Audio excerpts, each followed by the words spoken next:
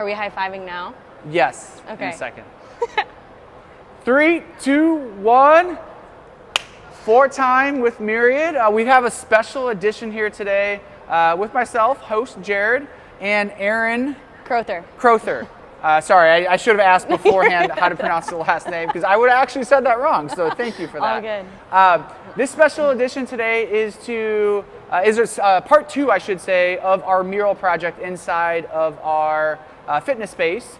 And for those who don't know, we did a call out early 2024. Was it this year or was it last year we did a call out? I want to say it was like December. Okay, so it was end of last year. Yeah. End of 2023, we did a call out to continue the art that's in our space. And we asked our membership if we had any budding artists within who wanted to do a mural in the space, and then went through an entire application process where designed kind of a mock-up, what it meant to you, why that would fit in the space.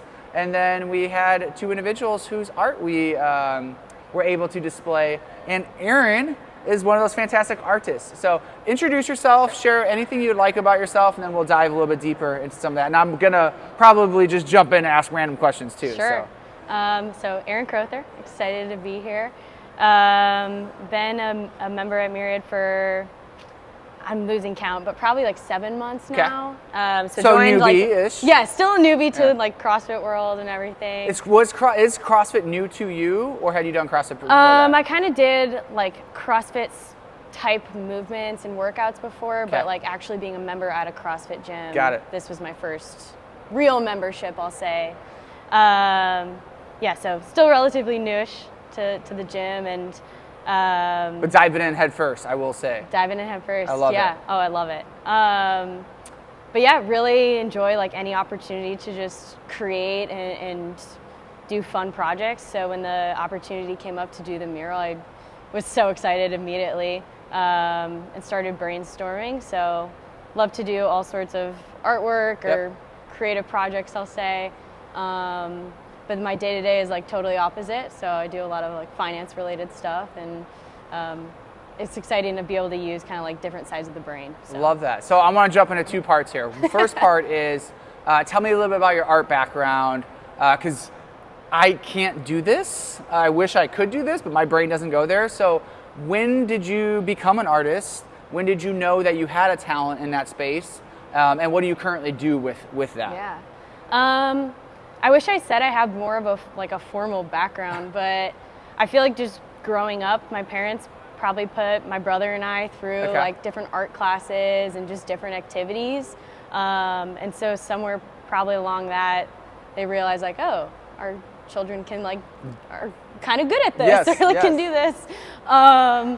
So just kept kind of doing activities like that growing up. My grandfather, he was a big painter actually. Oh, wow. So it kind of did run in the family.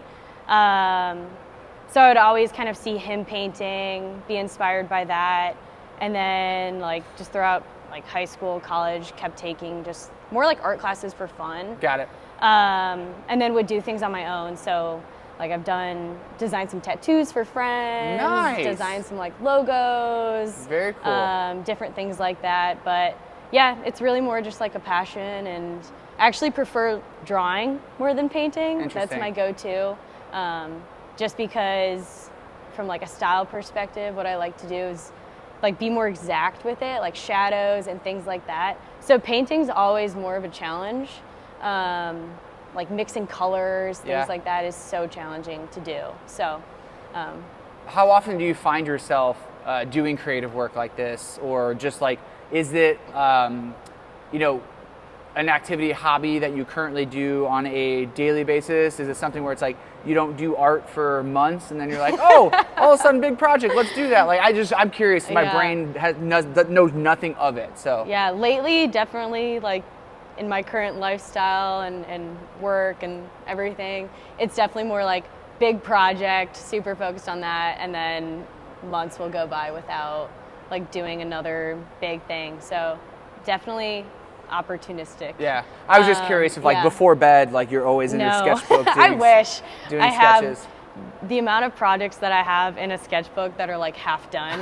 So I'll be like, I have this great idea for something I want to do, and then I'll start it, and then I'll get halfway, and then I'll I'll lose steam. I hate to admit it, but so that's the second question I want to go to, because you'd said your creative side, and you also said that the other brain is what you do for a living, working in the financial world. And it's interesting you said like you start some things and don't finish them, because that's like the world of entrepreneurs. Like you are like start something, you're like, yeah, I'm good with that, and then all of a sudden you jump to another thing. Yeah. So talk a little bit about what you do for a living. Yeah, so for a living, I do with the team some startup investing, so venture capital space. It's for a corporation based in Indianapolis, and we primarily focus on, at a very high level, we invest in like construction technology, environmental service technology, and kind of advanced materials and chemicals. So our parent company is the Heritage Group, so we're investing in any areas that the Heritage Group essentially operates in.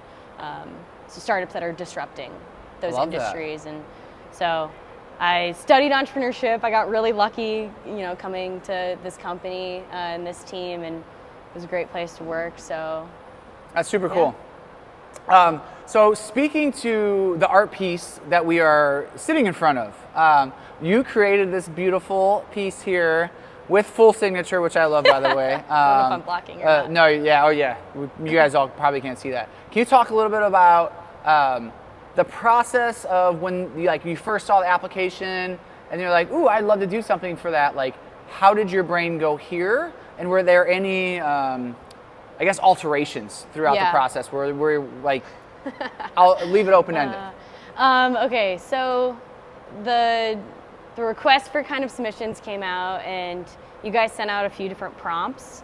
One of which, for like inspiration, totally. One of which was, what does Myriad mean to you? And so I took that question more down the route of thinking of like, okay, what is like exercise, fitness, good personal habits, and health? Like, what does that mean to me? And then being relatively like new to the gym at that time, I also asked some of the coaches, hey, what does this space mean to you? And some of the responses where I got was like, this is a home away from home. This is a stable place in my life. Yeah. Like, I've grown so much here. And so kind of with all those ideas in mind, I just naturally, I think, gravitate towards like nature as a representative of things. So my mind almost immediately went to like a tree and nature to represent kind of that stability and growth. So in my mind, when you develop, good fitness or health and kind of that foundational habit, like that's almost establishing roots in your life. Totally. Over time, like a tree and nature grows and changes, but at the end of the day, like that foundation is still there. Love it. And so trees to me really represent like that stability and strength, and so that's kind of the symbolic representation of how I came up with this idea and what it kind of means for a place like this. Totally. It definitely changed. It looks pretty similar to like what I submitted originally. I was constrained as I say, what were some of those changes though? That's what I'm curious. Well, first going from like, I did something in colored pencil when I submitted it, and then to actually using paint. I knew I was gonna like the paint more. The colored pencil is harder to like mix shades and all of that. The leaves were the biggest change. So what I originally submitted, I was like, I know this isn't gonna be what it looks like. And so once I got, everyone in the gym probably saw this for a long time. I did the bark and everything. And for a while there was like no leaves on it. And I just waited till the end because I was like, I need to figure out what that's gonna be.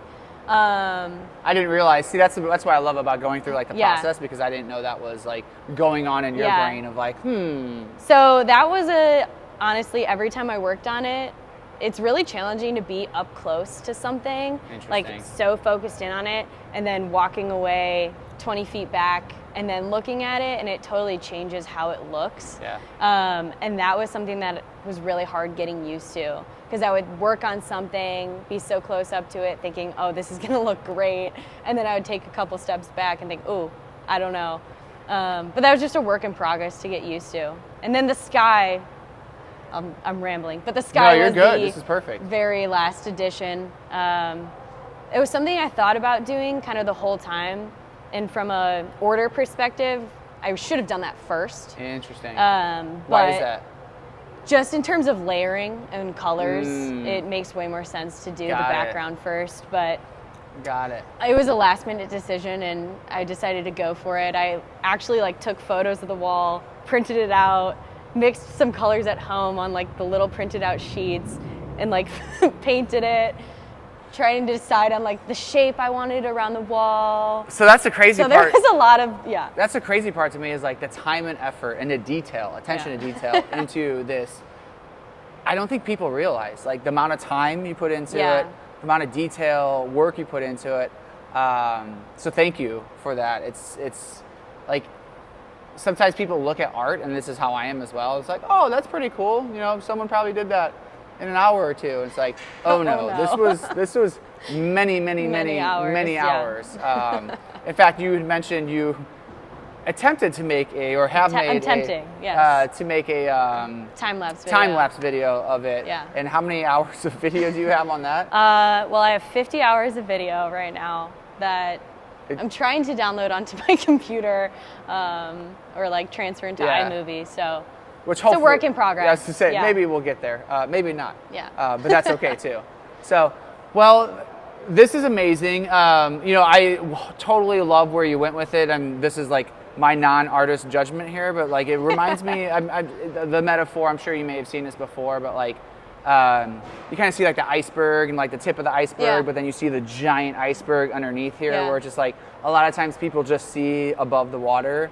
Very similar kind of metaphor here where a lot of times you see the beauty, and I think you already said this, the beauty above the ground, but you don't see where the roots and how like that foundation, to your point, creates those things that we see. And it's so similar to what we have here in this space of, you know, what we do with our habits, what we do with our fitness, what we do to show, you know, I'm a father, so showing my children what it looks like to be, you know, building fitness into their daily life is you know, it's like rooted into who I am, who my my partner is, and the kids see that moving forward. So there's so many different like ways that this can tie into the space. So thank you for that. Oh my gosh, yeah. I mean, it's something I feel like every day coming here is that like opportunity to grow and challenge yourself, and people can take like the workout any way they want, but to your point, it's like that foundational kind of piece in your life can be so important.